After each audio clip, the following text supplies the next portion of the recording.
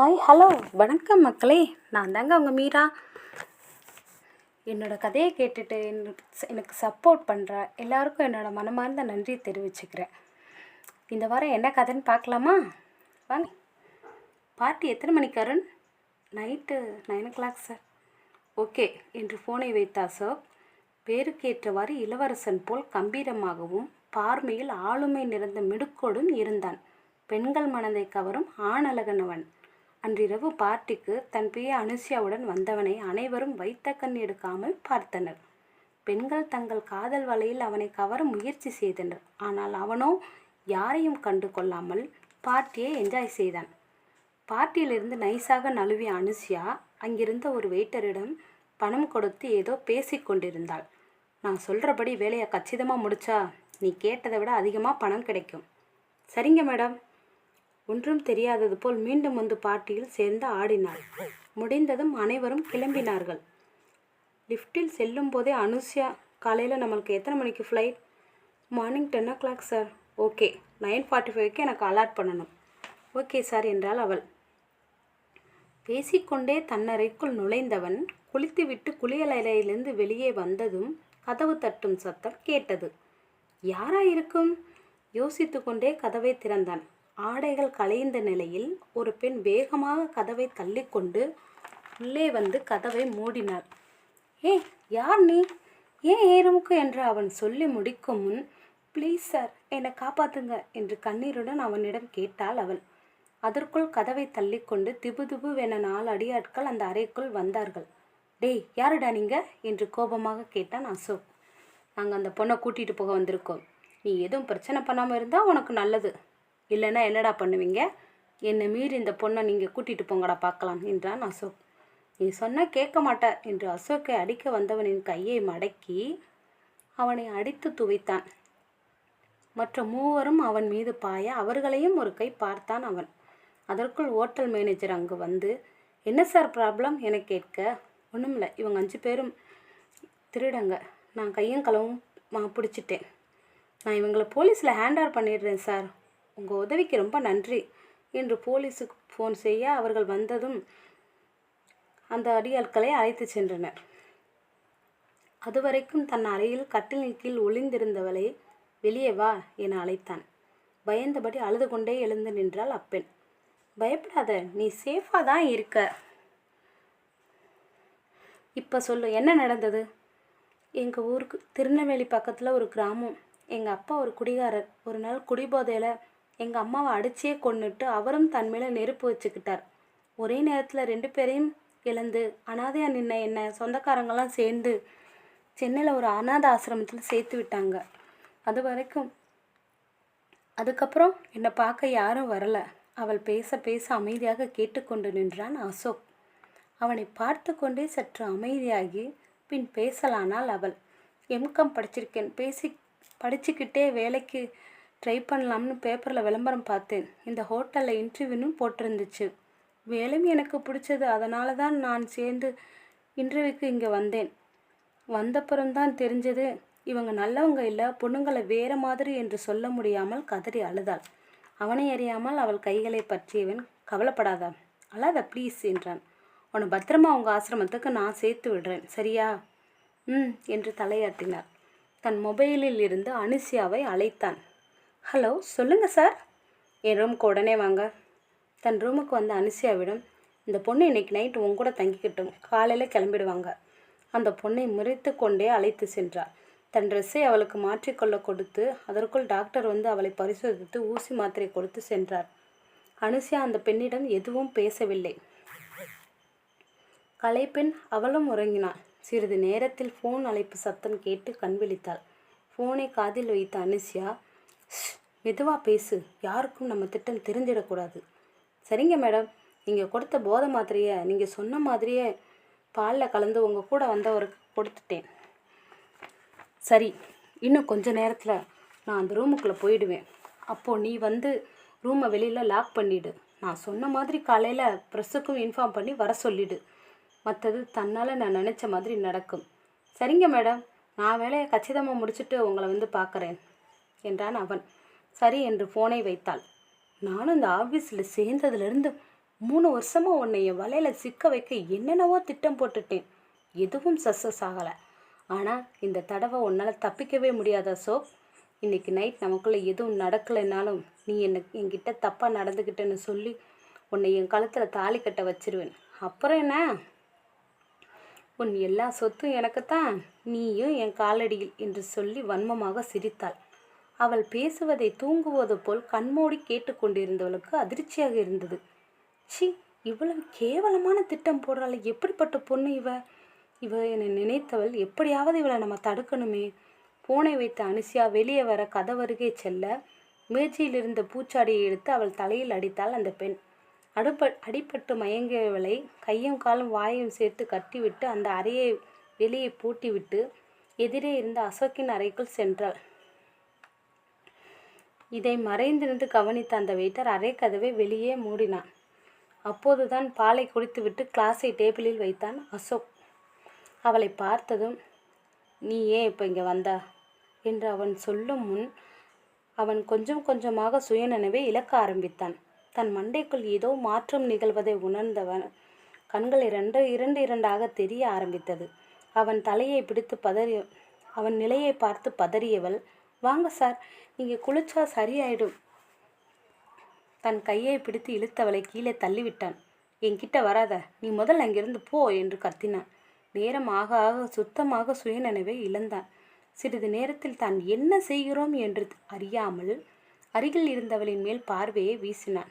போதை மாத்திரை தன் வேலையை காட்டியது. நீ எனக்கு வேணும் என்று ஒரு மாதிரி பார்த்து கொண்டு அவள் அருகில் வந்து ஆடைகளை பறித்தான். விபரீதம் உணர்ந்தவள், ப்ளீஸ் சார், என்னை விட்டுடுங்க. நோ, முடியாது. இப்போ நீ எனக்கு வேணும், ப்ளீஸ் வா. இல்லை சார், நீங்கள் தப்பு பண்ணுறீங்க. அடுத்து அவள் பேசிய வார்த்தைகள் எதுவும் அவன் காதில் விளங்கவில்லை. தன் பலம் கொண்ட மட்டும் போராடி பார்த்தவள் பின் தோற்றாள். அந்த வேங்கையின் பசிக்கு பலியானது அந்த புள்ளிமான். விடிய விடிய அவளை வேட்டையாடினான். விடியற்காலையில் கண் விழித்தவனின் பார்வையில் அவளின் வெண்பஞ்சு பாதங்கள் தான் தெரிந்தது. என்னது இது? யாரோட கால் இது என நினைத்தவன் பின் நிதானித்து தன் நிலை பார்க்க அறையே அலங்கோலமாக பொருட்கள் அனைத்தும் சிதறி கிடந்தது. பெட்டில் அலங்கோலமாக அரை மயக்கத்தில் கிளர்ந்தவளின் மேல் போர்வையை போர்த்தியவனுக்கு எதுவும் புரியவில்லை. இவள் எப்படி ஏறுமுக்குள் வந்தாள்? எழுந்து தன்னை சரி செய்து கொண்டவன் அவளை பார்க்க அரை மயக்கத்தை அவள் முனகி கொண்டிருந்தாள். ப்ளீஸ் என்னை விட்டுடுங்க சார், என்னால் முடியலை, விட்டுடுங்க, நீங்கள் தப்பு பண்ணுறீங்க. அவள் சொன்ன வார்த்தைகளை கேட்டு அதிர்ச்சியானான். பின் தண்ணீரை அவள் முகத்தில் தெளிக்க, இங்கே பாரு, கண்ணை தர. அவள் கண் திறக்கவில்லை. மீண்டும் தண்ணீரை தெளித்து, ப்ளீஸ் கண்ணை தர. சிறிது நேரம் கழித்து கண் திறந்தவள் அருகில் அவனை பார்த்ததும் பயந்து போய் பதறி, ப்ளீஸ் வேணாம், என்னை விட்டுடுங்க என்று கதறியால, இல்லை, நான் ஒன்றும் பண்ண மாட்டேன். சிறிது நேரம் அழுதவள் பின் மெல்ல நிதானித்து அமைதியானாள். அதுவரை தன்னையே நினைத்து வெட்கி பேச்சற்று அமர்ந்திருந்தவனுக்கு இரவு நடந்த அனைத்தும் மங்களாக நினைவு வந்தது. அவள் அமைதியாக, ப்ளீஸ் புரிஞ்சுக்கோ, எனக்கு என்ன நடந்ததுன்னு தெரியல, நீ தான் சொல்லணும். நீ எப்படி என் ரூமுக்கு வந்த? மெதுவாக தன்னை நிதானித்து நடந்த அனைத்தையும் சொல்லி முடித்தாள் அவள். டேமிட் என்று தன் பற்களை நரநரவென கடித்தான் அவன். அவள் இவ்வளவு கேவலமாக இருப்பாள்னு நான் நினைக்கவே இல்லை. மெதுவாக அவள் அருகே வந்து அமர்ந்தவன், உன்னை நான் ரொம்ப கஷ்டப்படுத்திட்டேன். நான் செஞ்ச தப்புக்கு மன்னிப்பே கிடையாது. நீ தந்த ரவுடிங்ககிட்ட இருந்து உன்னை காப்பாற்றி நானே இப்படி உன் வாழ்க்கையில் மோசமாக நடந்திருக்கேன். என்னை நினச்சா எனக்கே வெக்கமாக இருக்குது. அப்படி சொல்லாதீங்க சார், உங்கள் தப்பு எதுவும் இல்லை. இருவரும் எதுவும் பேசாமல் ஒருவரை ஒருவர் பார்த்தனர். மெதுவாக அவள் கண்ணீரை துடைத்தவன், அழாத, இனிமே நான் என அவன் வாயை திறக்க தன் கைகளால் பொத்தியவள், வேண்டாம் சார், நீங்கள் கில்ட்டியாக ஃபீல் பண்ணாதீங்க என்று அவள் குளித்து விட்டு வந்ததும் தன் ட்ரெஸ்ஸை அவளுக்கு போட சொன்னான். இன்னும் கொஞ்சம் நேரத்தில் ப்ரெஸ் எல்லாம் வந்துடுவாங்க, நீங்கள் எதுவும் பேச வேண்டாம் சார், நானாக தான் விருப்பப்பட்டு உங்கள் ரூமுக்கு வந்தேன்னு சொல்லிடுறேன். உங்களுக்கு எந்த அவமானமும் கெட்ட பேரும் வராது என்றாள். சட்டென்று அவளை இழுத்து அவள் இதழில் தன் இதழை பதித்தான். மெதுவாக விலகியவன், இந்த மனசு யாருக்குடி வரும்? என் கௌரவத்துக்காக உனக்கு கெட்ட பேர் வந்தாலும் பரவாயில்லன்னு நினச்சியே, அதுக்காகவே இந்த ஜென்மம் முழுசும் உன் காலடியிலே கிடப்பேன் என்றான். இல்லை, நான் ஒத்துக்க மாட்டேன். அவள் சொல்வதை அசோக் காதிலேயே வாங்கவில்லை. இது நம்ம பரம்பரை செயின், எப்பவும் கலட்டவே கூடாது. என்று அவன் பாட்டி அந்த செயினை அவனுக்கு போட்டுவிட்ட செயினை இப்போது தன் கழுத்திலிருந்து கழட்டினான். சற்றும் யோசிக்காமல் அவள் கழுத்தில் அருகே கொண்டு சென்றவன் அமைதியாக இருந்தவளிடம், இந்த நிமிஷம் இந்த செயின் தாலியாக நினச்சி உன் கழுத்தில் கட்டுறேன், உனக்கு சம்மதமா? எனக்கு என்ன சொல்கிறதுன்னு தெரியல. அடுத்த நிமிடம் அவள் கழுத்தில் கட்டினான். கையில் இருந்த மோதிரத்தை கழட்டி அவள் கையில் போட்டான். அதே நேரம் அடிபட்டு மயங்கிய அனுஷ்யா சற்று நேரத்தில் கண் விழித்து பார்க்க தன் கையும் காலும் கட்டப்பட்டிருப்பதை உணர்ந்து அவிழ்க்க முயல முடியவில்லை. விடியற்காலையில் தத்தி தத்தி கதவருகே வந்து கதவை தட்ட சப்தம் கேட்டு அந்த வழியாக வந்த ஒரு வெயிட்டர் கதவை திறந்து அவளின் கட்டுகளை அவிழ்த்து விட்டான். தன்னை அடித்த அந்த பெண்தான் அவள் எங்கே என்று நினைத்து கொண்டிருக்க அவளிடம் வேகமாக அவளுடைய கையாலான வெயிட்டர், என்ன மேடம், நீங்கள் எப்படி வெளியே வந்தீங்க என அதிர்ச்சியில் கேட்க, நீ என்ன சொல்கிற? ஆமாம் மேடம், நேற்று நீங்கள் அவர் ரூமுக்குள்ளே போனது நான் தானே வெளியில் லாக் பண்ணினேன். கீ கூட என்கிட்ட தானே இருக்குது. முட்டாள், நான் தான் இங்கே இருக்கேனே, நீ யாரை உள்ளே வச்சு பூட்டின? சீக்கிரம் ஃப்ரெஷ்ஷுக்கு இன்ஃபார்ம் பண்ணி வர சொல்லிட்டு அந்த ரூம் கதவை திற. அவள் ஆத்திரத்துடன் கத்தினாள். அவள் சொல்படியே செய்யலானான். 10 நிமிடத்தில் ஃப்ரெஷ் ஹோட்டல் ரிசப்ஷனில் கூட்டமிட, எதுக்காக நீங்கள் எல்லாம் விடியற் காலையில் வந்திருக்கீங்க என்று மேனேஜர் கேட்க, பெரிய பிஸ்னஸ் மேன் அசோக், அவர் காதலியோட உங்கள் ஹோட்டலில் தங்கி இருக்காருன்னு எங்களுக்கு தகவல் வந்தது, அதான் நாங்கள் வந்தோம் என்று அனைவரும் அந்த அறை முன் கூட்டமிட, நான் உனக்கு கேட்டால் கோவிச்சிக்க மாட்டியே என்றான் அசோக். கேளுங்க, உன் பேர் என்ன? நந்தினி. உங்கள் பேர்? அசோக். கதவு தட்டப்படும் சத்தம் கேட்டு இருவரும் கதவருகே வந்தனர். நீ எதுவும் பேசாத, சரி என்று தலையாட்டினார். கதவை திறந்ததும் கூட்டம் அவர்களை சூழ்ந்தது. கேமராக்கள் படம் பிடித்தது, போட்டோக்களும் எடுத்தனர். இவங்களை உங்கள் லவ்வர்னு நாங்கள் கேள்விப்பட்டோம், உண்மையா அசோக் சார்? ஆமாம், நீங்கள் கேள்விப்பட்டது உண்மைதான். இவங்க பேர் நந்தினி, 3 வருஷமாக நாங்கள் லவ் பண்ணுறோம் என்றான். எப்போ சார் கல்யாணம்? சீக்கிரமே என்றவன் நந்தினியின் கையை பிடித்து கூட்டத்திற்கு விலக்கிவிட்டு ஹோட்டல் வெளியே வந்தான். அவளிடம் வந்த அனுஷ்யா, சார், இந்த இந்த பொண்ணை நீங்கள் நல்லவன் நினச்சி தானே இவ தலையில் அடிபட்டு கட்டி போட்டுட்டு என் தலையில் அடிச்சிட்டு என்னை கட்டி போட்டுட்டு உங்கள் ரூமுக்கு வந்து ஏதோ வசியம் பண்ணி உங்களை இப்படியெல்லாம் பேச வச்சிருக்கா சார் என்று சொன்னவளின் கன்னத்தில் பலார் பலார் என அறைந்தான் அசோக். ஷட்டப், பாய மூடு. இனி ஒரு வார்த்தை இந்த பொண்ணை பற்றி தப்பாக பேசினா உன்னை கொலை பண்ணிடுவேன். உன் மேலே நான் ஒரு நல்ல மதிப்பு வச்சுருந்தேன், ஆனால் நீ இவ்வளோ கேவலமான வேலை செஞ்சிருப்பேன்னு நான் நினச்சி கூட பார்க்கல. இனிமே என் கண்ணில் நீ பற்றாத, ஏன்னா அதுதான் உன்னோட கடைசி நாளாக இருக்கும், மைண்ட் இட் என்று எச்சரித்து விட்டு நந்தினியை அழைத்து கொண்டு தன் காருக்கு வந்தவன் கார் கதவை திறந்து அவளை அமரச் செய்து வீட்டிற்கு வந்தான். அதற்குள் இந்த செய்தி அவன் வீட்டிற்கு தெரிந்து அனைவரும் வாசலிலேயே அவனுக்காக காத்திருந்தனர். தாத்தா சுந்தரம், பாட்டி கமலம், அப்பா ராஜன், அம்மா சரஸ்வதி, ட்வின்ஸ் தம்பி வருண், தங்கை வருணி. அப்பாவுக்கு ஒரே தங்கை. அவள் கணவன் அவளை விட்டு எங்கோ ஓடிவிட தன் ஒரே மகளான வாணியுடன் தன் புகுந்த வீட்டிற்கே வந்து தஞ்சமடைந்து விட்டார் அவர். கோடிக்கணக்கான சொத்து, நிலம், புலம் உடைய பரம்பரை பணக்காரர்கள் அசோக். தாத்தா அப்பா வழியில் அவர்கள் பிசினஸை நடத்தி வந்தான். இதுதான் அசோக்கின் குடும்பம். காரில் வரும்போது எதுவும் பேசாமல் மௌனமாக தன் அருகே அமர்ந்திருந்தவளிடம், என்ன நந்தினி, என்ன யோசனை? இல்லை, இப்போ நான் உங்கள் கூட வந்தது சரியா தப்பான்னு எனக்கு தெரியலை. உங்கள் வீட்டில் எப்படி இந்த விஷயத்தை எடுத்துப்பாங்களோன்னு தான் எனக்கு பயமாக இருக்குது. அவள் கையை ஆதரவாக பற்றியவன், நான் எப்பவும் உன் கூடவே இருப்பேன் என்றான். கார் வீட்டு வாசலில் வந்து நின்றதும் காரை விட்டு இறங்கியவன் வா என்று அழைத்தான். அவள் இறங்காமல் தயங்க வா என்றதும் பயந்து கொண்டே இறங்கினாள். இரு அசோக், காரத்தை எடுப்போம், 2 பேரும் சேர்ந்து நில்லுங்க என பாட்டி கூற, அம்மா நான் சொல்கிறத என்று லட்சுமி தடுத்தார். இப்போ எதுவும் சொல்லாத என லட்சுமியின் வாயை அடைத்தார் அசோக்கின் பாட்டியான கமலம். முதல்ல 2 பேரும் உள்ள வாங்க, கூப்பிட்டுட்டு வாமா என தன் மருமகளுக்கு கட்டளையிட்டார் சுந்தரம். சரிங்க மாமா என 2 பேரையும் அழைத்து சோபாவில் அமர வைத்து, முதல்ல நீங்கள் ஃப்ரெஷ் ஆகிட்டு வாங்க என வருணி அண்ணியை உன் ரூமுக்கு கூட்டிகிட்டு போ. சரிங்க தாத்தா என்று அவள் தன் ரூமுக்கு அழைத்து சென்றாள். அசோக்கும் தன்னறைக்கு சென்று ஃப்ரெஷ் ஆகி வந்தான். அதற்குள் நந்தினியும் வந்துவிட, இப்போ சொல்லு அசோக், என்ன நடந்தது என அப்பா ராஜன் கேட்க, வருணி வாணியை தோட்டத்து பக்கம் போக சொன்னார் பாட்டி. நடந்த அனைத்தையும் ஒன்று விடாமல் கூறினான். அனைவரும் அமைதியாக இருக்க, அப்படின்னா அந்த பொண்ணு யாருன்னே உனக்கு தெரியாதா அசோக்? ஆமாம், போச்சு போச்சு, நம்ம குடும்ப கௌரவம் என்ன ஆகிறது என்று கத்தியபடி, ஏய் பொண்ணு, உன் பேர் என்ன என கேட்டாள் லட்சுமி. நந்தினி. குடும்பத்தை பற்றி சொல்லுனே என்று அதிகாரத்துடன் கேட்டாள் லட்சுமி. தன்னை பற்றிய அனைத்து உண்மையும் மறைக்காமல் அனைவரிடம் முன்னிலையும் கூறினாள் நந்தினி. என்னது, ஆத்தா செத்துட்டா, அப்பனும் செத்துட்டான், அடித்து வளர்க்க ஆள் இல்லை, அதனால தான் யாருன்னே தெரியாத ஒரு பையன் கூட நைட்டு பூரா இருந்தேன்னு வெக்கமே இல்லாமல் சொல்கிற. சி, உனக்கு வெக்கமால? நீ எல்லாம் ஒரு பொண்ணா? இதே என் பொண்ணு இப்படி தப்பு பண்ணியிருந்தான்னா நான் கொன்னே போட்டுருவேன் என்றால் ஆத்திரத்துடன். அசோக் ஏதோ சொல்ல வாயை திறக்க, போது நிறுத்து கமலா, நீ பாட்டுக்கு உன் வாய்க்கு வந்ததெல்லாம் பேசிட்டு இருக்க. நம்ம குடும்ப மானத்தையும் அசோக்கோட வாழ்க்கையும் காப்பாற்றிருக்கா. அப்படிப்பட்ட பொண்ணை வாய்க்கு வந்ததெல்லாம் பேசிகிட்டு இருக்கியே, என்ன அர்த்தம்? இனிமேல் ஒரு வார்த்தை நந்தினியை பற்றி தப்பாக பேசுனா அப்புறம் நீ இந்த வீட்டை விட்டு கிளம்ப வேண்டி இருக்கும். மனசில் வச்சுட்டு பேசி என்றார் சுந்தரம். தாங்க மாட்டாமல் அழுதாள் நந்தினி. அழாதம்மா, நீ இந்த வீட்டு மகாராணி, அழக்கூடாது. அமைதியாக இருந்தாள். மறுநாள் இவர்கள் திருமணம் கோலாகலமாக நடந்தது.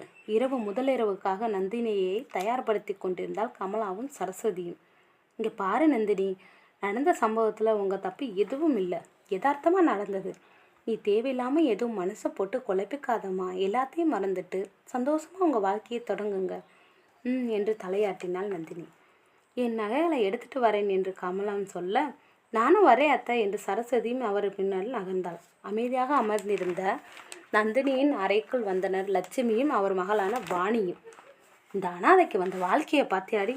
ஆமாம்மா, இவ அப்படி என்ன வசியம் செஞ்சாலோ அசோக் மாமாவை என்கிட்டேருந்து பிரிச்சுட்டா. கவலைப்படாத, அசோக் மனசில் எப்போவும் நீ தான் இருக்க. இவளை தொட்டதுக்காகத்தான் இந்த கல்யாணத்தை பண்ணிக்கிட்டேன். நம்ம அசோக்கை பற்றி எனக்கு தெரியாதா என்றார் லட்சுமி. அவர்கள் பேச பேச அதிர்ச்சியில் பேசற்று அமர்ந்திருந்தாள் நந்தினி. இவளை இன்னைக்கு நல்லா குழப்பியாச்சு, வந்த வேலை முடிஞ்சது, வா போகலாம் என தன் மகளுக்கு கஞ்சாடை காட்டினார் லட்சுமி. சரி நந்தினி, நாங்கள் வர்றோம் என இருவரும் கிளம்பினார்கள். அந்த நேரம் மாமியாரும் மருமகளும் பால் சென்புடன் அறைக்குள் நுழைந்தனர். எதை பற்றியும் கவலைப்படாத, உனக்கு நாங்கள் எல்லாரும் இருக்கோம், நல்லபடியாக வாழ்க்கையை ஆரம்பிங்க என அசோக்கின் அறைக்குள் நந்தினி அனுப்பி வைத்தனர். எதுவுமே தெரியாத புரியாத பதட்டத்துடன் தன்னவன் அறைக்குள் நுழைந்தாள் நந்தினி. அசோக் இல்லை, அமைதியாக பெட்டில் அமர்ந்தாள். நான் சொல்கிறத நல்லா கேட்டுக்கோ அசோக், நந்தினி உன் மனைவி, அதை மட்டும் உன் மனசில் நல்லா பதிய வச்சுக்கோ. தாத்தா, லவ் மேரேஜ் பண்ண தான் ஆசைப்பட்டேன், அதனால் இப்போ என்ன? உன் பொண்டாட்டியே நீ லவ் பண்ண உன் வாழ்க்கை சுருக்கமாக இருக்கும். அது எப்படி தாத்தா வரும்? பேராண்டி, உன் பொண்டாட்டியை பார்த்துட்டே நினச்சிட்டே இரு, தன்னால் உன்னை தேடி லவ் வரும். என்னடா மகனை யோசிக்கிற? தாத்தா சொல்கிறத கேளு. சரிங்கப்பா, நீங்களும் சொல்கிற மாதிரியே செய்கிறேன். முதல்ல அந்த பொண்ணுக்கிட்ட மனசு விட்டு பேசு, அப்புறம் ஃப்ரெண்ட் ஆகு, அப்போ தான் அந்த பொண்ணுக்கும் உன் மேலே நம்பிக்கை வரும். சரிங்க தாத்தா என்று மனதில் யோசனையுடன் அவன் அறைக்குள் வந்தான். வந்து ரொம்ப நேரம் ஆச்சா? இல்லை, 10 நிமிஷம் ஆகுது. என்னால் நம்பவே முடியலை. எதை நம்ப முடியலை என்றான். நமக்கு கல்யாணம் ஆனதை நம்புற மாதிரி பண்ணலாமா என அவன் கேட்டதும் மறுச்சியுடன் என்ன பண்ண என்று கேட்டாள். விழி படபடக்க பயத்துடன் கேட்டவளை பார்த்து மெல்லிதாக சிரித்தவன், பயப்படாத, நான் எதுவும் பண்ண மாட்டேன் என்றான். அப்போதுதான் தான் அதிகம் பயந்து விட்டோம் என்று அவளுக்கே புரிந்தது. நிம்மதியாக தூங்கு.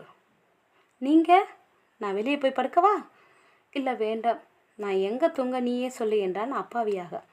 நாம் ஒன்று பண்ணலாம், இந்த பெட்டில் நீங்கள் அந்த பக்கம், நான் இந்த பக்கம், நடுவில் பில்லோ வச்சுக்கலாம். சரி என தலையாட்டினான் அசோக். தூக்கம் வராமல் புரண்டு புரண்டு படுத்தவள் தூக்கம் வந்ததும் தன்னை மறந்து அவனை கட்டி கொண்டு தூங்கினாள். அவனுக்கு தூக்கம் காத தூரம் போனது.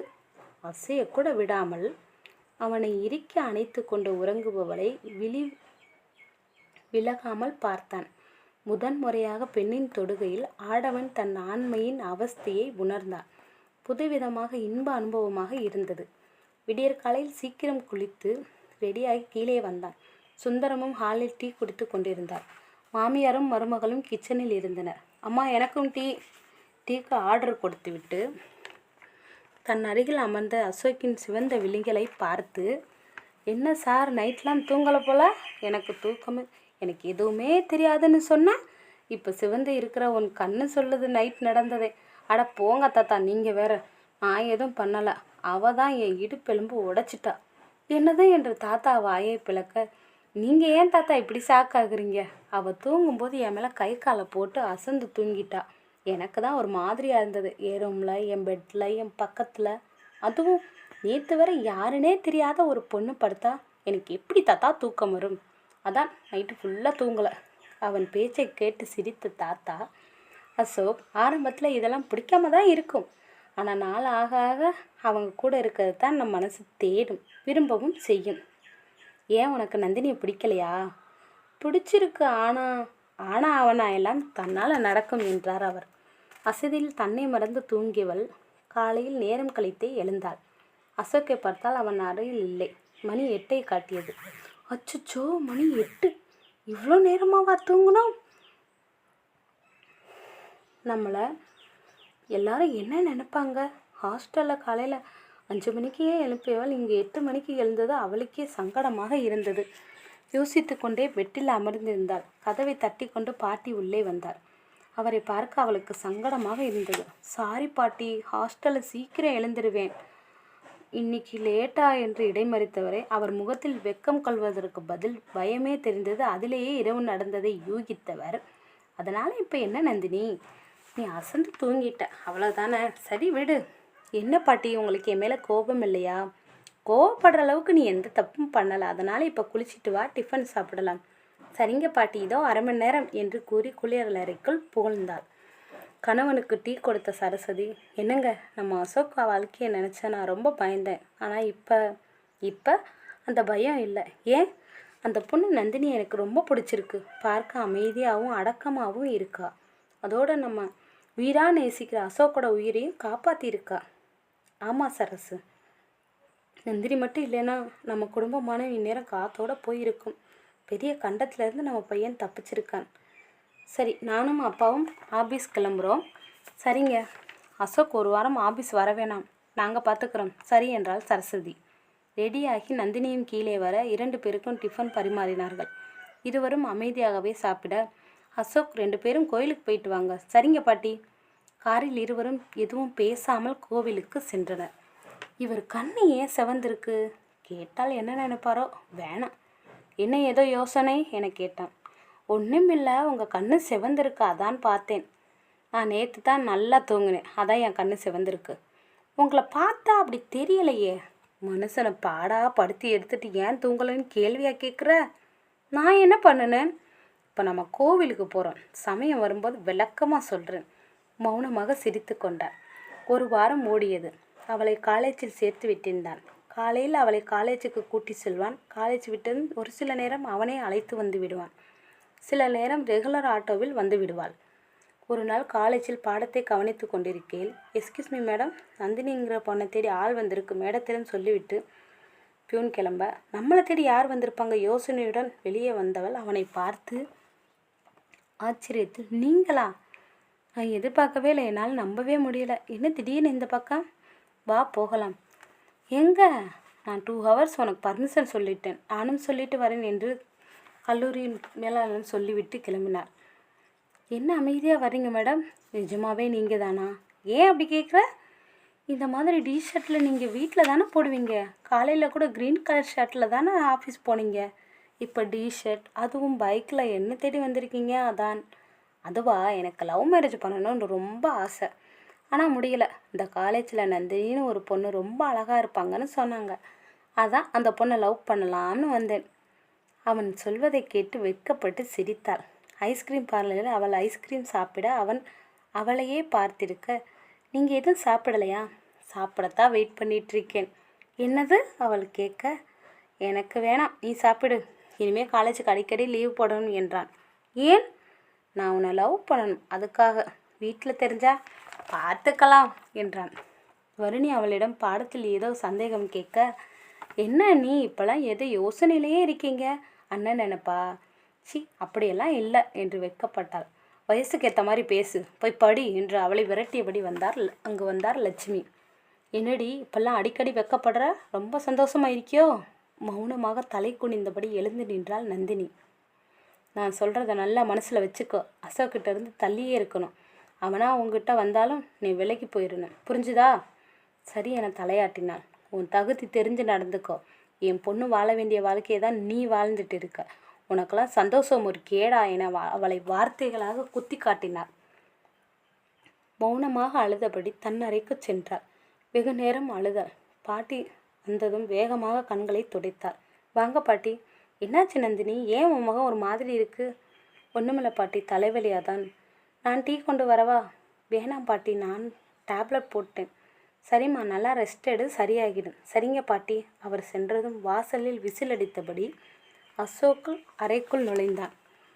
அவள் கால் நீட்டி பெட்டில் அமர்ந்திருக்க வந்தவன் சற்றும் யோசிக்காமல் அவள் மடியில் தலை வைத்து படுத்துக்கொண்டு யாருக்கோ ஃபோன் செய்து பேசினான். அவன் அப்படி செய்ததை சற்றும் எதிர்பார்க்காதவள் தடுமாறித்தான் போனாள். அவளின் இதயம் வேகமாக துடித்தது. உள்ளுக்குள் ஏதோ ஒரு இன்ப அவஸ்தையை உணர்ந்தாள். அவளின் இதய துடிப்பு அவளுக்கே கேட்டது.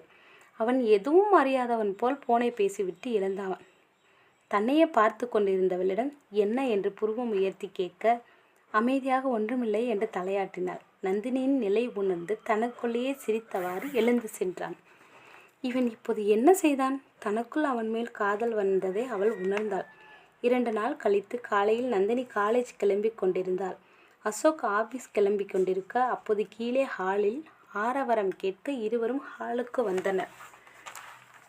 கை குழந்தையோட என்னை தனியாக விட்டுட்டு போனீங்க, இப்போ வந்து மன்னிப்பு கேட்டு சேர்ந்து வாழ்வோம்னு நீங்கள் சொன்னால் நான் எல்லாத்தையும் மறந்துட்டு உங்கள் கூட வந்து வாழணுமா? அழுதபடி ஆவேசமாக நடுஹாலில் ஒரு ஆளிடம் சண்டை போட்டு கொண்டிருந்தாள் லட்சுமி. அனைவரும் ஹாலில் கூடியிருந்தனர். அந்த ஆள் அமைதியாக தலை குனிந்தபடி லட்சுமியின் பேச்சுக்களை கேட்டுக்கொண்டிருந்தார். மரியாதை வெளியே போயிடு, இல்லைன்னா உன் கழுத்து பிடிச்சி வெளியே தள்ள வேண்டியிருக்கும் என்று அசோக்கின் தந்தை ராஜன் ஆவேசமாக கத்தினார். பெரியவர்கள் அமைதியாக பார்த்து கொண்டிருந்தனர். திடீரென அந்த மனிதர் பெரியவர் காலில் விழுந்து, நான் செஞ்சது தப்பு தான், தயவுசெய்து என்னை மன்னிச்சிடுங்க. லட்சுமி என் பொண்ணு என் கூட வரவேணாம். நான் இந்த வீட்டில் கொஞ்ச நாளைக்கு இருக்க மட்டும் அனுமதி கொடுங்க என்று கதறியபடி இருந்தார். வேண்டாம் தாத்தா, இந்த ஆளை வெளியே போக சொல்லுங்க என்று அவரை பார்த்து சப்தமாக கத்தினாள் வாணி. அப்பா, அந்த ஆளை வெளியே அனுப்புங்க, இல்லைன்னா நான் அந்த ஆளை கழுத்தை பிடிச்சி வெளியே தள்ள வேண்டியிருக்கும். மனதில் தன் மகளின் வாழ்க்கையை கெடுத்தவன் என்று கோபம் எழுந்தாலும் வயதிற்கு ஏற்றவாறு பொறுமையாக பேச ஆரம்பித்தார் சுந்தரம். எல்லாரும் அமைதியாயிருங்க. அவர் தப்பு பண்ணியிருந்தாலும் இப்போ எல்லார் முன்னாலேயும் மன்னிப்பு கேட்டு தன் தவறை உணர்ந்து நல்லபடியாக வாழ நினைக்கிறவருக்கு நாம் ஒரு வாய்ப்பு கொடுக்கலாம். அதுதான் மனுஷத்தன்மை என்றார். அப்பா, நான் என்ன சொல்கிறேன்னா, நீ எதுவும் பேசாத ராஜன். மிச்சம் இருக்கும் கொஞ்ச நாளுமாவது நம்ம லட்சுமிக்கு அவள் புருஷன் பிள்ளை கூட சந்தோஷமாக வாழட்டும். நான் அவர் கூட போய் வாழ மாட்டேன். உங்களுக்கு பாரமாக இருந்தேன்னு நினச்சிங்கன்னா சொல்லுங்கள், நான் என் மகளும் செத்து போயிடுறோம். யதார்த்தத்தை புரிஞ்சுக்கோ, கோவப்படாத. நாங்கள் உன் நன்மைக்கு தான் இந்த முடிவை எடுத்திருக்கோம் என்றார் அவரின் அம்மா. நீ எங்கள் கூடவே இரு. உனக்கு பிடிச்சா அவரும் இங்கே இருக்கட்டும், இல்லைன்னா வெளியே அனுப்பிடலாம். வேண்டாம் தாத்தா, அவரை பார்த்தாலே எனக்கு கோபமாக வருது என்று அழுதாள் வாணி. உன் கோபம் நியாயமானது தான். உனக்கு கோபம் தீருவரை என்னை எவ்வளவு வேணாலும் நீ அடிச்சுக்கோ. சி, உன் முகத்தை பார்க்கவே எனக்கு பிடிக்கல. வார்த்தையை அளந்து பேசுவானே, அவர் உன் அப்பா. அப்பாவா? ஒரு அப்பாவா இவர் எனக்கு என்ன செஞ்சிருக்கார்? அறியாத வயசில் அப்பா பாசத்துக்கு நான் எவ்வளோ ஏங்கி தனியாக அழுதிருக்கேன் தெரியுமா என்று சொல்லிவிட்டு வேகமாக தாயின் கையை பிடித்து இழுத்து கொண்டு தன்னறைக்கு சென்றாள் வாணி. எல்லாரும் அவங்கவுங்க வேலையை பாருங்க என்று கூறிய ராஜன் வேலைக்கு கிளம்பின வருணும் வருணியும் காலேஜ் கிளம்பினார்கள். பெண்கள் சமையலை கவனிக்க தனியாக நின்றிருந்த மருமகனிடம் வந்த சுந்தரம், கவலைப்படாதீங்க, எல்லாம் சரியாகிடும். ஆனால் கொஞ்சம் டைம் ஆகும். நீங்கள் பொறுமையாக இருங்க. உங்கள் பாசத்தை அவங்க 2 பேருக்கும் புரிய வைங்க. அதுக்காகத்தான் உங்களை இங்கே தங்க வச்சிருக்கேன். கண்டிப்பாக உங்கள் வார்த்தையை நான் காப்பாற்றுவேன் மாமா என்றார் அவர். அசோக்கும் நந்தினியும் அமைதியாக தங்கள் வேலைகளுக்கு கிளம்பினர். என்னங்க, ஏன் ஏதோ யோசனையாக இருக்கீங்க? ஒன்றுமில்லை. உங்கள் மாமா மேலே கோபமா? ஆமாம், ஆனால் அவரே தப்பு உணர்ந்து வந்ததால தான் நான் அமைதியாயிட்டேன். அத்தையும் வருணையும் அவர் கூட சேர்ந்தால் நல்லா இருக்கும் என்றான். கண்டிப்பாக எல்லாம் நல்லபடியாக நடக்கும் என்றாள். நந்தினி, இன்னைக்கு காலேஜ் போக வேணாம். ஏன், என்னாச்சுங்க?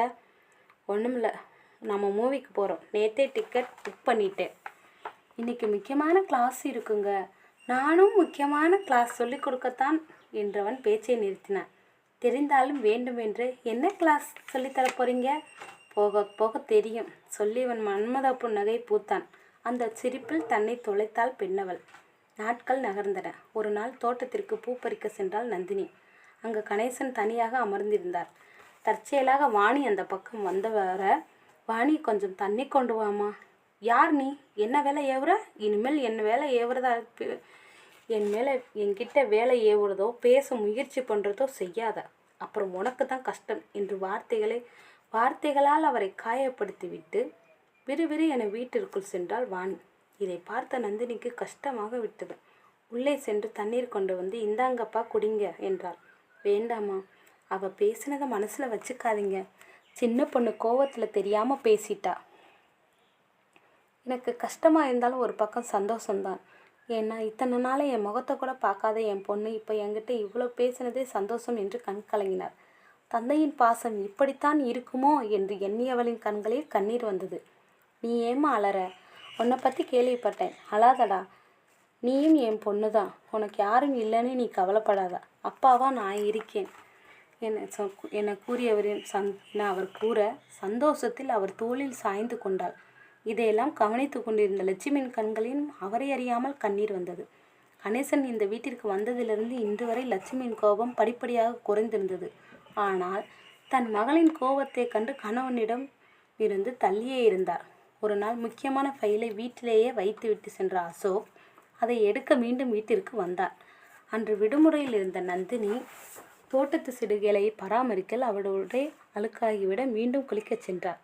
அசோக் வீட்டிற்குள் நுழைந்ததும் அவன் நண்பன் போன்சே அவனிடம் பேசிக்கொண்டே தன்னறைக்குள் நுழைந்தான். சற்று நேரத்தில் நந்தினியும் குளித்துவிட்டு டவலை கட்டி கொண்டு வெளியே வந்தாள். அவளை பார்த்ததும் போனை கட் செய்து கதவை தாளிட்டான். அசையாமல் அந்த இடத்திலேயே நின்றாள். அவள் அவனை கவனிக்காமல் நிலை கண்ணாடியின் முன் நின்று, இந்நேரம் நம்மால் என்ன பண்ணிட்டு இருப்பாரு? வேற என்ன, 4-5 ஃபைல் கூட மல்லு கட்டிட்டு இருப்பார். அசோக், நீங்கள் இப்போ இங்கே இருந்தால் என்ன பண்ணுவீங்க என்று கேட்டுக்கொண்டே வெட்கத்தால் சிவந்த தன் முகத்தை கண்ணாடியில் பார்த்தாள். நான் இங்கே தானே அடியேறி இருக்கேன் என்று சத்தம் கேட்க சட்டென்று திரும்பி பார்த்தவள் ஆ என்று கத்த ஓடி வந்து அவள் வாயை பொத்தினான். ஒரு கையால் அவள் இடுப்பை அணைத்தவாறு இருவரின் கண்களும் மோதிக்கொண்டு பல கதைகள் பேசின. கத்தக்கூடாது, அப்போ தான் நான் கையை எடுப்பேன். நீங்கள் எப்போ வந்தீங்க? ஃபைலை வச்சுட்டு போயிட்டேன், எடுக்க வந்தேன். நான் உள்ளே வந்தேன். அப்புறம்தான் நீ வந்தது தான் இருப்பது கூட நான் வந்தது கூட கவனிக்காமல் என்று அவன் சொல்ல சொல்ல அவள் முகம் செவ்வானமாய் சிவந்தது. ஆமாம், என்ன சொன்ன? நான் ஃபைல் கூட மல்லு கட்டுறேனா? ஏன், உங்களுடைய மல்லு கட்ட நான் ரெடி. நீ என்று கேட்டவனின் வாயை பொத்தினாள். ப்ளீஸ் வேணாம். அவள் கையை விலக்கியவன், அப்புறம் என்ன சொன்ன? என்ன பண்ணுவேன்னு தானே என்று கூறியவன் அவளை இறுக்கி அணைக்க அவளால் பேச முடியவில்லை. வேண்டாம் என தலையசைத்தாள். அவளின் மோன நிலையை ரசித்தவன் மெல்ல குனிந்து அவள் தலையை சாய்த்து அவளின் இதழ் தேனை குடிக்க ஆரம்பித்தான். இருவராலும் மீள முடியவில்லை. அவள் தன்னை மறந்து அவனை அணைத்து கொண்டாள். அசோக் ஃபோன் அடிக்க மெல்ல அவளை விடுவித்தவன் ஃபோனை கட் செய்தான். அவளால் நிற்க முடியாமல் தடுமாற மெதுவாக பெட்டில் அமர வைத்தவன் அருகில் அமர்ந்து, இனிமேல் என் முன்னாடி இந்த ட்ரெஸ்ஸில் வராத, அப்புறம் நடக்கிறத நான் சொல்ல மாட்டேன் சொன்னவன் மீண்டும் நந்தினி இதழ் தேனை குடித்து சிரித்தபடி வெளியே சென்றான். சற்று நேரம் அப்படியே அமர்ந்திருந்தவள் பின் தன்னை சரி செய்து கொண்டாள். ஆபீஸ் வந்தவனுக்கு ஒரு வேளையும் ஓடவில்லை. அவளுக்கோ நினைக்க நினைக்க வெட்கம் தின்றது. தனக்குள்ளே மெய்சிலிர்த்தாள். அவள் சந்தோஷப்படுவதை பார்த்த வாணிக்கோ பற்றி கொண்டு வந்தது. நந்தினியை வாணி திட்டிக் கொண்டிருக்கையில் அங்கு வந்த கணேசன், ஏமா அந்த பொண்ணை திட்டுற? பாவம் நந்தினி ரொம்ப நல்ல பொண்ணு. என்னது, அவன் நல்ல பொண்ணு? அப்போ நான் கெட்ட பொண்ணா? நான் அப்படி சொல்லலம்மா. ஆமாம், அவளை திட்டினா உங்களுக்கு கோபம் வருது. இவ என்ன உங்கள் பொண்ணா? அந்த அந்த வார்த்தையை கேட்டு நந்தினி கூனி குறுகி போனான். கணேசனுக்கு கோபம் வந்தாலும் வெளிக்காட்டாமல் நின்றார். வேகமாக வந்த லட்சுமி வாணியின் கன்னத்தில் பலார் பலார் என அறைந்தார். அம்மா, வாயை மூடு. ஏதாவது பேசுனா உன்னை கொன்னுடுவேன். என் புருஷனை பற்றி தப்பாக பேச நீ யாரடி? உனக்கு எங்கேருந்து அவ்வளோ தைரியம் வந்துச்சு? நந்தினியை தப்பாக பேசுகிறத குறைச்சிக்கோ, அதுதான் உனக்கு நல்லது. அவள் பேசுவதை நம்ப மாட்டாமல் பார்த்தாள் நந்தினி. கணேசனிடம் திரும்பியவள், நம்ம பொண்ணை மன்னிச்சிடுங்க, நான் தான் அவளுக்கு ரொம்ப செல்லம் கொடுத்துட்டேன். அதான் அவள் உங்களையே இப்படி மரியாதை இல்லாமல் பேசிட்டு போகிறா. பரவாயில்ல விடு லட்சுமி என்று அவர் கூற அடுத்து நந்தினியிடம் வந்தார் லட்சுமி. அவள் கையை பிடித்து, என்னை மன்னிச்சிட்ட நந்தினி. ஐயோ, நீங்கள் பெரியவங்க, என் அம்மா மாதிரி, என்கிட்ட மன்னிப்பு கேட்காதீங்க ப்ளீஸ். அவள் கன்னத்தில் கை வைத்தவாறு, என் பொண்ணு வாழ்க்கையை நீ பறிச்சிட்டியேன்னு உன் மேலே கோபம் இருந்துச்சு.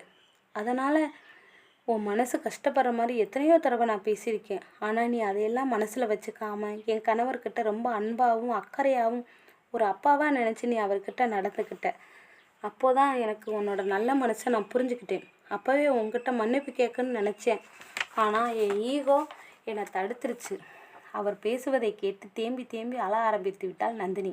அங்கே வந்த தாத்தாவும் பாட்டியும், ஏன் நந்தினி அலற? லட்சுமி தான் உன் மேலே கோபம் இல்லைன்னு சொல்லிட்டாளே, அழாதடா என்றனர். நிஜமாவே நீங்கள் என்னை மன்னிச்சிட்டீங்களா? என் மேலே உங்களுக்கு கோபம் இல்லையா? நான் தழுதழுக்கு கேட்டாள் நந்தினி. இல்லை என்று தலையாட்டிய லட்சுமி, இனிமே நீ என்னை அம்மானு தான் கூப்பிடணும் என்றவரை கட்டிக்கொண்டு சந்தோஷப்பட்டாள் நந்தினி. இந்த காட்சியை பார்த்து வீட்டிலிருந்த அனைவரும் சந்தோஷப்பட்டனர். இரவுக்கு வீட்டிற்கு வந்தான் அசோக். அவன் வருகைக்காக காத்திருந்த நந்தினி வீட்டில் நடந்த அனைத்தையும் அவனிடம் கூறி சந்தோஷப்பட்டாள். அவள் முகத்தில் இருந்த மகிழ்ச்சியை பார்த்தவனும் சந்தோஷப்பட்டான். நந்தினி என்றான், என்னங்க இன்னைக்கு எனக்கு கண்ணு மங்களா தெரியுது. ஏன்? நானும் ஏன் என் கண்ணுக்கிட்ட கேட்டேன். என் கண்ணு சொன்னதை கேட்டு எனக்கு ரொம்ப வெக்கமாக போச்சு. வெக்கமாக இருந்துச்சா? ஏன் உங்கள் கண்ணு அப்படி என்ன சொன்னது? இன்னைக்கு என் கண்கள் ஏதோ அன்னைக்கு என் கண்கள் ஏதோ பொக்கிஷத்தை பார்த்துச்சான். அதே பொக்கிஷத்தை மறுபடியும் பார்த்தாதான் சரியாகுமா?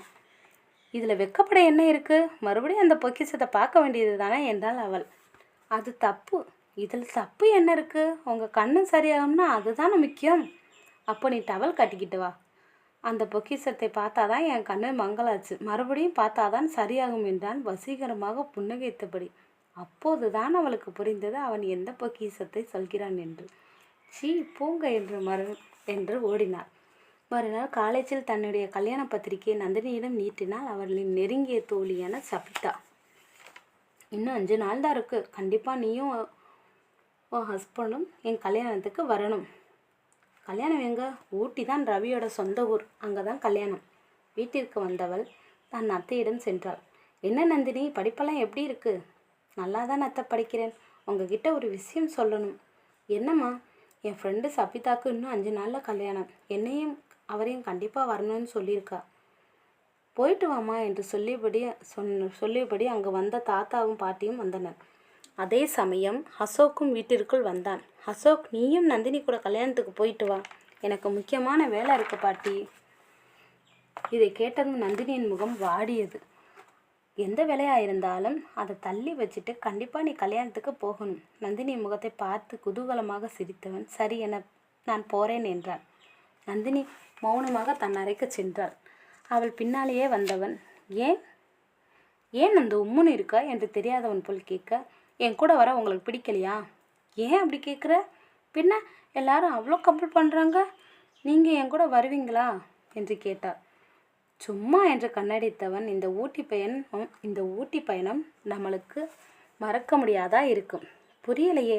அருகில் வந்து அவள் இதழில் விரல் வைத்தவன், ஊட்டிக்கு வா, புரியும்படி சொல்லித்தரேன் என்று விலகிச் சென்றான். அடுத்த நாள் வருணியும் கேரம் விளையாடி கொண்டிருந்தனர். நந்தினியை அழைத்தாள் லட்சுமி. என்னங்க சித்தி? லட்சுமி முறைக்க, சாரி அம்மா. சொல்லுங்க, எதுக்கு கூப்பிட்டீங்க? அவளிடம் ஒரு சாரியை கிஃப்டாக கொடுத்தாள். என்னம்மா இது, சாரி தரீங்க? என்னோட சின்ன கிஃப்ட். உன்னோட ஃப்ரெண்டு கல்யாணத்துக்கு இந்த சாரியை தான் நீ கட்டிட்டு போகணும். தேங்க்ஸ்மா. அம்மாவுக்கு எந்த பொண்ணும் தேங்க்ஸ் சொல்ல மாட்டாங்க என்றவரை அன்புடன் அணைத்து கொண்டாள் நந்தினி. இந்த காட்சியை பார்த்த வாணிக்கு கட்டுக்கடங்காத கோபம் வந்தது. முதல்ல என் அத்தானை என்கிட்ட இருந்து பிரித்த, இப்போ என் அம்மாவையும் பிரிச்சுட்ட. நான் உனக்கு என்னடி செஞ்சேன்? ஏன் என் வாழ்க்கையை இப்படி எனக்கு பிடிச்ச எல்லாரையும் பிரிக்கிற என கத்தினாள் வாணி. லட்சுமி அவளை சமாதானப்படுத்த முயல அவர் கையை தட்டி விட்டார். நான் அப்படியெல்லாம் யாரையும் அவங்ககிட்ட இருந்து பிரிக்க நினைக்கல வாணி என்று கூறி கலங்கி நின்றாள் நந்தினி. உன்னை பார்த்தாலே எனக்கு பிடிக்கல என்று தாத்தா பாட்டி அறைக்குள் நுழைந்த வாணி பாட்டியின் மடியில் தலை வைத்து படுத்து நடந்ததை சொல்லி அழுது கொண்டிருந்தாள். அழாதடா, அவளும் நல்ல பொண்ணு தான், எனக்கு தெரியும் பாட்டி என்றாள் அவள். ஆனால் என்னால் அவளை ஏற்றுக்க முடியல. சரி, இந்தளவு நந்தினியை புரிஞ்சுக்கிட்டதே போதும், எல்லாம் சரியாகிடும், கவலைப்படாத என்று தாத்தாவும் பாட்டியும் அவருக்கு ஆறுதல் கூறினார்கள்.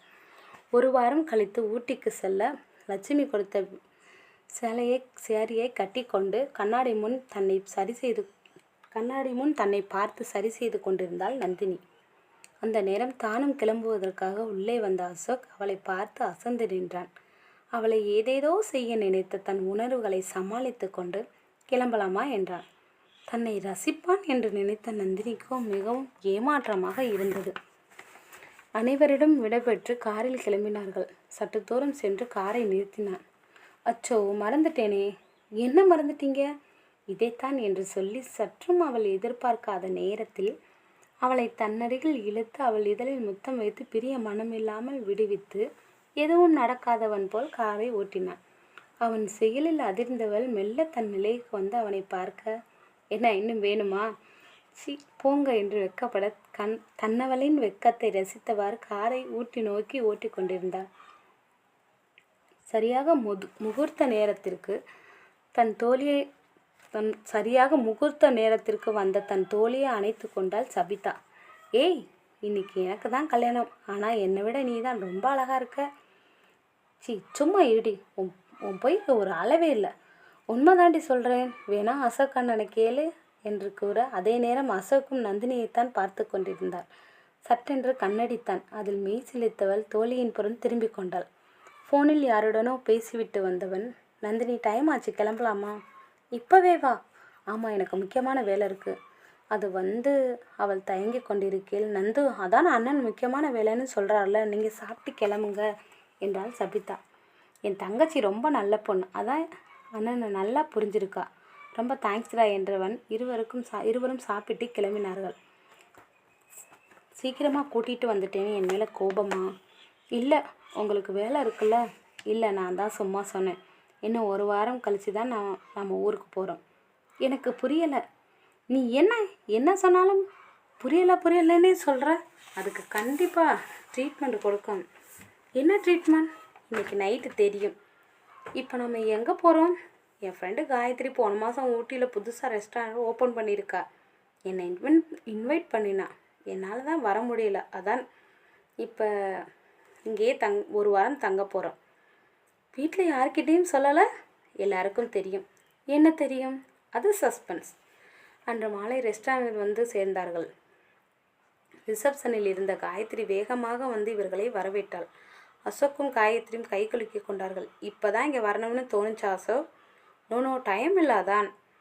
நீ சொன்ன கலரில் என்று அவள் ஏதோ சொல்ல வேண்டாம் என்று அவன் தலையசைக்க அமைதியானால் காயத்ரி.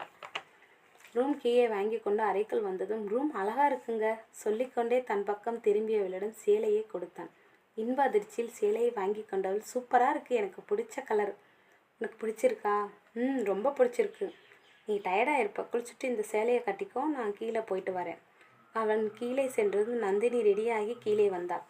அவளை பார்த்ததும் வாயை பிளந்தான் அசோக். ஏன் அப்படி பார்க்குற?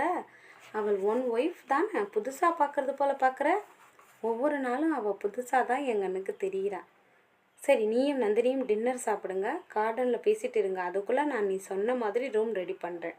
தேங்க்ஸ் காயத்ரி, எனக்காக நீ இவ்வளோ செய்கிற. தேங்க்ஸ் சொல்லி என்னை வேறு ஆளை ஆக்கிடாத அசோக், நீ என் ஃப்ரெண்ட் என்றாள் காயத்ரி. அதற்குள் நந்தினி இவர்களிடம் வர, நீங்கள் டின்னர் சாப்பிடுங்க, எனக்கு ஒரு சின்ன ஒர்க் முடிச்சுட்டு வரேன் என்றாள் அவள். நீங்களும் எங்களோட சாப்பிடுங்க என அவளை அழைத்தாள் நந்தினி. நோ, வீட்டில் என் ஹஸ்பண்ட் எனக்காக வெயிட் பண்ணிட்டு இருப்பார் என கூறி தன் வேலைகளை பார்க்க சென்றாள். அதுவரை அவளையே பார்த்து கொண்டிருந்தான் அசோக். என்னங்க என கண்ண செவில் கேட்டான். ஏன் அப்படி பார்க்குறீங்க? உன்னை அப்படியே. என்னது? ஒன்றும்ல, இந்த சேலை நல்லா இருக்கு, அதான் பார்த்தேன். அவள் செல்லமாக அவனை முறைத்தாள். அப்போது நந்தினியின் ஃபோன் அடித்தது. ஹலோ, சொல்லு சபிதா, என்ன இந்நேரம் ஃபோன் பண்ணியிருக்க? ஒரு டவுட் கேட்கணும் அதான் என்றாள் சபிதா. இந்நேரம் உனக்கு என்னடி டவுட்? அதுவும் இன்னைக்கு உனக்கு? அதை பற்றி தாண்டி எனக்கு ரொம்ப பயமாக இருக்குது. எதுக்குடி பயம்? நாங்கள் லவ் மேரேஜ் தான், ஆனாலும் இதுதான் ஃபஸ்ட்டு டைம். அதான் இந்த விஷயத்தை பொறுத்த வரைக்கும் பயம் இருந்தாலும் அதை வெளிக்காட்டிக்க கூடாது என்று கூறினாள் நந்தினி. அப்போதுதான்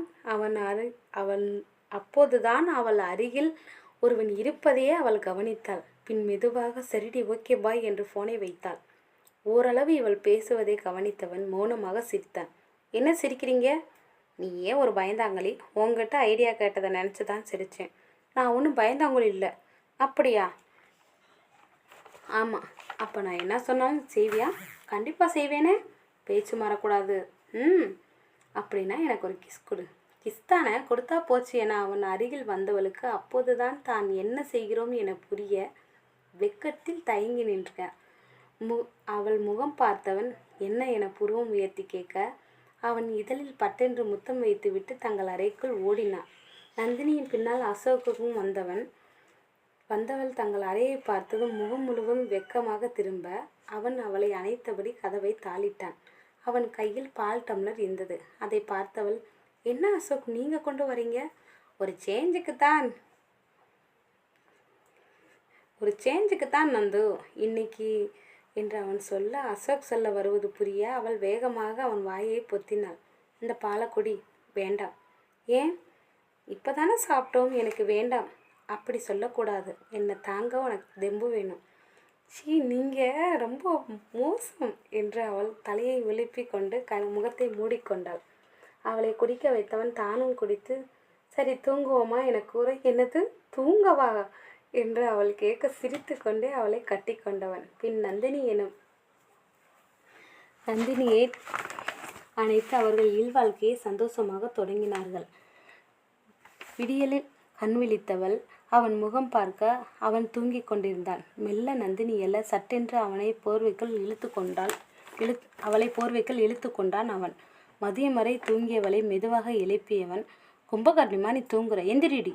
என்னது, நான் கும்பகர்ணியா? நைட்டெல்லாம் சேட்டை பண்ணி என்னை தூங்க விடாமல் பண்ணிட்டு இப்போ இப்படி சொல்கிறீங்க உங்களை என்று அவனை விரட்டியவளை அள்ளிக்கொண்டு குளியற அறைக்குள் புகுந்தான்.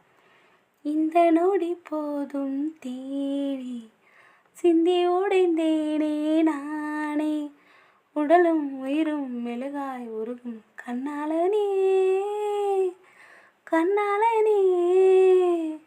உன்னிடமே என் மனமே என ஒரு வாரமும் தங்களின் வாழ்க்கையை இன்பமாக கழித்தனர். தங்களின் வீட்டிற்கு வந்தவுடன் அசோக் பிசினஸ் விஷயமாக வெளிநாடு சென்றார். நந்தினியிடம் அனைவரும் அன்பாகவும் பாசமாகவும் பழகினார்கள். ஒரு நாள் வாணிக்கு ஆக்சிடென்ட் என்று காலேஜில் இருந்து தகவல் வர மொத்த குடும்பமும் மருத்துவமனையில் கலங்கி நின்றது. என்னங்க, நம்ம பொண்ணுக்கு ஏதாவதுன்னா என்னால் தாங்க முடியாது. கவலைப்படாத லட்சுமி, நம்ம பொண்ணுக்கு எதுவும் ஆகாது என்றார் கணேசன். கவலைப்படாதீங்க, நம்ம வாணிக்கு எதுவும் ஆகாது, நம்ம குடும்புற தெய்வம் நம்மளை கைவிடாது என்றார் பாட்டி. ஹலோ அசோக், நம்ம வாணிக்கு ஆக்சிடென்ட் ஆகிடுச்சு. என்னப்பா சொல்கிறீங்க? எப்படி? காலேஜிலேருந்து கிளம்பும் போது வேகமாக காரை ஓட்டிகிட்டு வந்திருக்கா. காலேஜ் பக்கத்தில் எதிரே வந்த வேனில் மோதி கையும் தலையிலையும் அடிபட்டிருக்கு. டாக்டர் என்ன சொல்கிறாங்க? ட்ரீட்மெண்ட் போயிட்டுருக்கு, இன்னும் எதுவும் சொல்லலை. சரிங்கப்பா, இன்றைக்கி நைட் நான் கிளம்பி வர்றேன் என ஃபோனை வைத்தான். ஐசியூவிலேருந்து வெளியே வந்த டாக்டர், அவங்களுக்கு தலையில் அடிபட்டு நிறைய ரத்தம் போயிட்டுருக்கு, இப்போவே பிளட் ஏற்றணும். ஃபஸ்ட்டு பிளட் குரூப் உங்கள் யாருக்காவது இருந்தால் சீக்கிரம் வாங்க. சற்றும் யோசிக்காமல் என்னுடைய பிளட் குரூப்பும் அதுதான் என்று முன்னால் வந்து வாணிக்கு ரத்தம் கொடுக்க முன் வந்தால் நந்தினி. நந்தினியின் ரத்தம் வாணிக்கு ஏற்றப்பட்டது. அசோக்கும் நைட் ஹாஸ்பிட்டல் வந்தான். விடியற காலையில் கண் விழித்தாள் வாணி. அவளை பரிசோதித்த டாக்டர், இனிமேல் பயப்பட தேவையில்ல. ரொம்ப தேங்க்ஸ் டாக்டர், நாங்கள் போய் வாணியை பார்க்கலாமா? பாருங்க என்று அவர் கூறி சென்றார். ஏண்டி, பார்த்து கவனமாக வண்டி ஓட்டியிருக்கலாம்ல? அதான் எனக்கு எதுவும் ஆகலைன்னு. அப்புறம் என்ன என்றாள் வாணி. அவளே இப்போதான் சரியாயிருக்கா, அவளை திட்டாத வாணி என்று என லட்சுமியின் தந்தை கூறினார். வாணி, உனக்கு நந்தினியை பிடிக்கல, ஆனால் உனக்கு ரத்தம் தேவைப்பட்ட போது சற்று யோசிக்காமல் தன் ரத்தத்தை கொடுத்தவள் அவதான் என்று அசோக்கின் அம்மா சரஸ்வதி கூற வாணியின் கண்களில் கண்ணீர். இப்போ ஏன் அலற என்றாள் ராஜன். இல்லை மாமா, நான் எவ்வளோ கூட சண்டை போட்டிருக்கேன். முதல்ல அசோக்கத்தான் என்கிட்டேருந்து பிரிச்சுட்டா, அப்புறம் என் அப்பா அம்மாவை என்கிட்டேருந்து பிரிச்சுட்டான்னு நந்தினி மேலே நான் நிறையா கோவப்பட்டிருக்கேன். ஆனால் எதையும் மனசில் வச்சுக்காம என் உயிரை காப்பாற்றியிருக்கா. நான் தான் தப்பு பண்ணிட்டேன்னு என்ன அழைத்தவளை அழதவாணி. நந்தினி உன்னை அவள் கூட பிறக்காத தங்கையாத்தான் பார்த்துருக்கா. அவள் அன்பை நீ புரிஞ்சுக்கிட்டா அதுவே போதும். இனிமேலையாவது நந்தினி கூட சண்டை போடாமல் ஒத்துமையாக இருந்தால் எங்கள் எல்லாருக்கும் அதுவே சந்தோஷம் என்றான் அசோக். இப்போ நந்தினியை நான் பார்க்கணும் என்றால் வாணி. பாட்டியின் பின்னால் இருந்து கலங்கிய கண்களுடன் வெளிவந்தாள் நந்தினி. என்னை மன்னிச்சிட நந்தினி என்றவளை ஓடி வந்து அணைத்து கொண்டு தானும் அழுதாள் நந்தினி. எனக்கு யாருமே இல்லாமல் அனாதை ஆசிரமத்தில் வளர்ந்தேன். இப்போ அப்பா அம்மா தாத்தா பாட்டி தம்பி தங்கைன்னு 2 குட்டீஸ், அப்புறம் அன்பான கணவன், என்னை 2வது வாழ்க்கையை தந்த அந்த சந்தோஷத்தையும் தந்த அனைத்து சந்தோஷத்தையும் தந்த அந்த கடவுளுக்கு நான் நன்றி சொல்கிறேன் இந்த ஜென்மத்தில் இது போதும் என ஆனந்த கண்ணீர் விட்டாள் நந்தினி. இது மட்டும் போதாது, ஒரு பேரனையும் பேத்தியையும் எங்கள் கைகள் கொடுத்தாதான் எங்களுக்கு டபுள் சந்தோஷம் என சரஸ்வதியும் லட்சுமியும் கூற, வெக்கத்தில் அசோக்கின் பின்னால் தன்னை மறைத்தவளை பார்த்து அனைவரும் சிரித்தனர். இனிமேல் நந்தினியின் வாழ்க்கை செங்கரும்பாக தித்திப்பாக இருக்க நாமும் வாழ்த்துவோம். மறக்காமல் கதையை கேட்டுட்டு கமெண்ட் பண்ணுங்கள் ஃப்ரெண்ட்ஸ்.